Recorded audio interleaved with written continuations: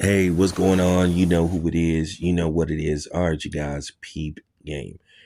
All right. So Derrick Rose recently learned that his number one jersey will be retired. So it will hang among the rafters of Chicago greats like, Michael Jordan, the other guy, Pippen, some of the all-time greats. And with that being said, I think that's a great thing. In case you guys don't know, Derrick Rose, his first 4 years in the league, Derrick Rose was a beast. I could tell you, I don't know where Derrick Rose would have ended up as had he managed to stay healthy and be able to at least play, in between 65 to 75 games a year. I think Derrick Rose would have easily been somewhere in between Stephen Curry and Russell Westbrook. I think he would have scored over 20,000 points. I think he would have at least played in at least one finals. I think Derrick Rose was that good. And I saw it. When Derrick Rose first came out, I'm talking about Derrick Rose. Derrick Rose was a highlight reel. I'm talking about just doing these nasty two-hand reverse dunks. He was a three-time All-Star, and he was the league MVP.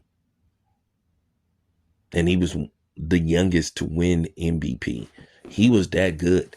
Had his career not been plagued by injury, I think the sky was the limit for him. You know, I just think he could have been an all-time great, but he managed to figure out, you know, a way to make himself at least serviceable in the NBA. Yeah, he went on to become a bench player and whatnot, but you know, when he could, he'll have those moments where he'll show you what he could have been. He just couldn't do it on a consistent basis. But he made it last for 15 seasons.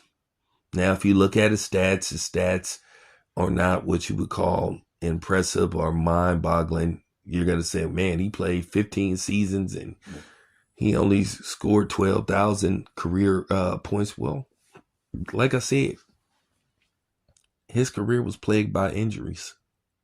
But I do think he was on his way to becoming a top 75 player. I think he could have been somewhere in between. He could score.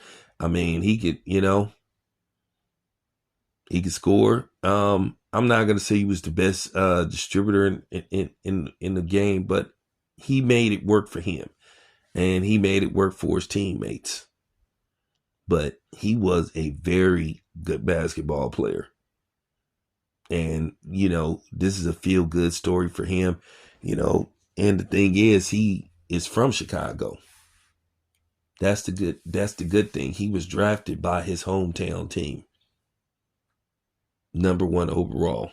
I think he came out of Memphis.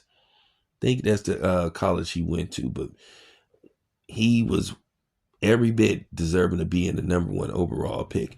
And like I said before, he made it work for him. He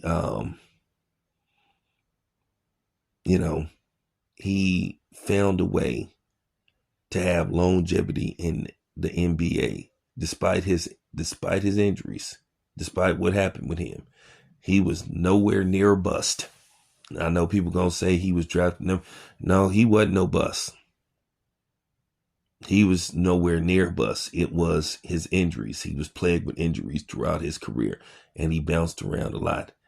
And he accepted his role being a guy that came off the bench, where he played reduced minutes, a lot of reduced minutes, but he turned it into a 15-year career. So I say good for him. So to me, he deserves it.